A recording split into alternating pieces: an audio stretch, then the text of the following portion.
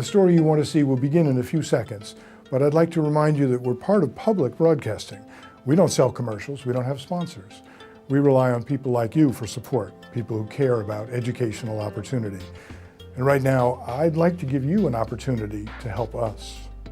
You can make a tax-deductible contribution by visiting our website, learningmatters.tv/donate. Thanks for your support, and here's that video. When Hurricane Katrina hit in 2005, its waters washed away many of New Orleans' schools, and with them, a school system burdened by years of academic failure, mismanagement, and corruption. The state seized control of most of the city's schools. The federal government sent millions in disaster relief funds. In New Orleans, it was a rare chance to build a new school system from the ground up. For Paul Vallas, the veteran superintendent Louisiana hired in 2007 to do the job, the pressure was on. We need to move now. We need to start building buildings now. We need to modernize those classrooms now. We can't tell Almost from the time he arrived in New Orleans, Paul Vallas began making promises, talking publicly about all the big changes he intended to make in the schools. Well, it's been 3 years. Time for Paul Vallas's report card. I give Paul very high marks. State Superintendent Paul Pastorek hired Vallas. If you would tell people 5 years ago what's happening today, no one would have believed it was possible. We went up in every grade, in every subject, and we outperformed everyone else in growth. Congratulations! Every year Paul Vallas has been in New Orleans, test scores have improved. Although the city continues to score far below students statewide, the gains are among the highest in Louisiana. Vallas credits a host of innovations, including new school buildings, curriculum and technology. We're going to make a PowerPoint presentation. An extended school day and year, and hundreds of young, idealistic teachers recruited from the nation's top colleges. If we've got 4 exact copies, Courtney, what do you think that is? Mitosis or meiosis? The vast majority of schools have improved, and a large number of schools have shown significant improvement. I think we've had a lot of success. We've really created a model district.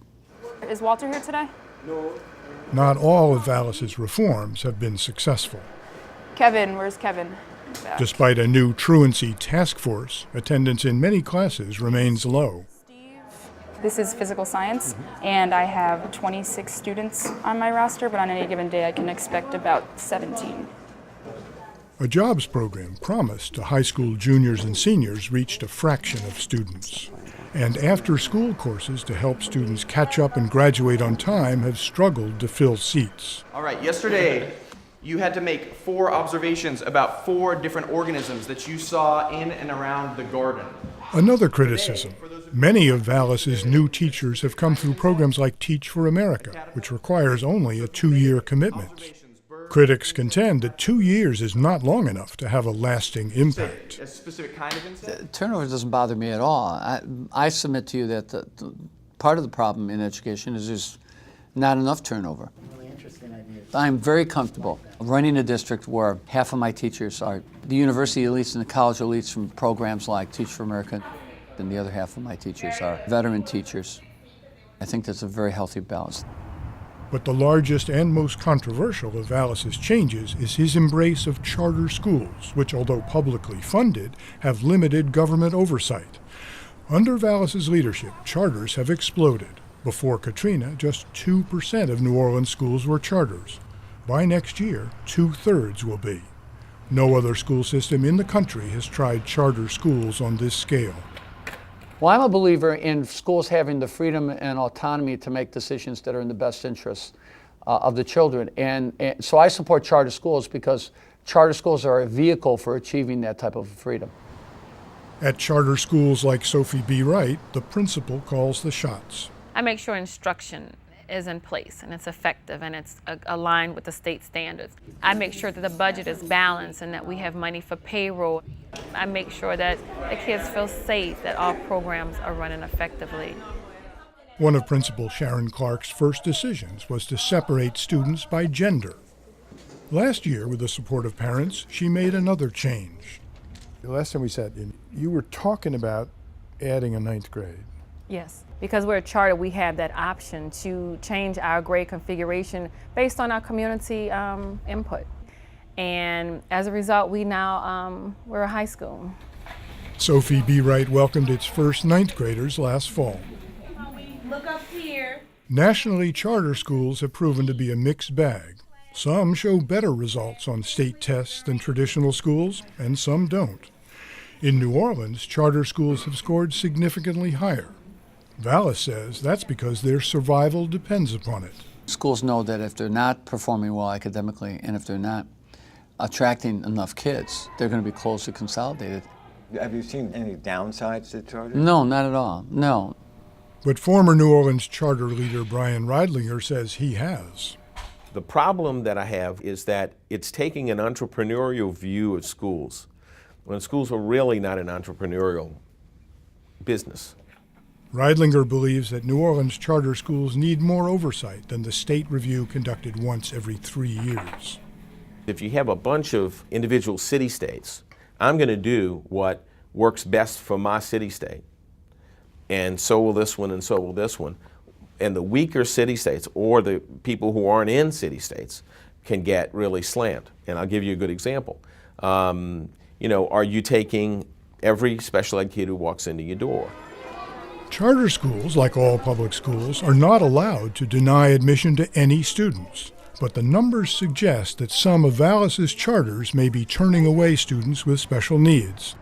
In Vallas's traditional schools, 12.4% of students are enrolled in special education, compared to 8.7% in his charters.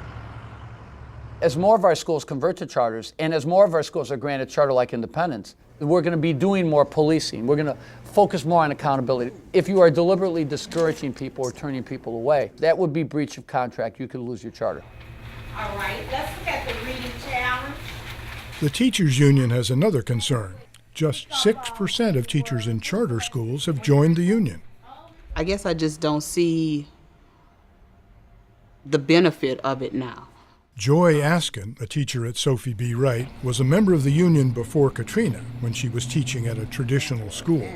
Before, when we were under Orleans Parish, it might be a large group of teachers that had the same concern. And we could go to the union and then we'd have that large voice. Well, now with us in different little pockets and we have different concerns, might have only 3 teachers here who don't want to do the program. So, there's really no need for the union per se like we needed it before.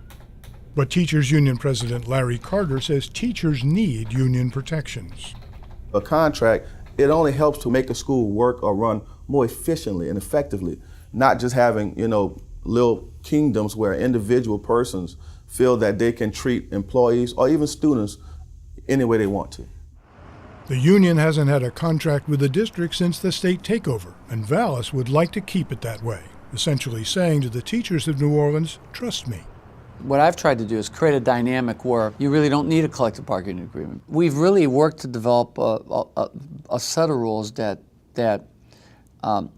take the wind out of the sail of those out there who say we need a contract, we need an ironclad contract with the Recovery School District to protect our members. Vallas has had an incentive to maintain the status quo. Without a union contract, he's been able to lay the groundwork for his charter school system very quickly. But what the schools will look like moving forward is unclear. It's a very entrepreneurial environment with public education in New Orleans, and that's fairly unheard of in our country. The challenge is that there's very little institutional structure to hold it together. How we do that will determine whether it's really going to be sustainable. Next year, New Orleans public schools will have to weather 2 big changes: the end of federal funds meant to support schools after Katrina, and the end of Paul Vallas' tenure in New Orleans. He's already begun a new project, rebuilding earthquake-damaged schools in Haiti. I'll be definitely transitioning out next year. What that means, how quickly, that's yet to be determined. But even after he leaves, Vallas is confident his makeover of the city's schools and school system will remain. You can't turn them back. The charters are authorized by the state. The state would have to not renew them. The great thing about this system is it's really going to be hard to dismantle what's been created. 1, 2, 3. Paul Vallas's ultimate legacy won't be apparent for some time. In the not-too-distant future, the state will turn over the schools to the old Orleans Parish School Board. What it will do with a district that's almost entirely charter schools is an open question.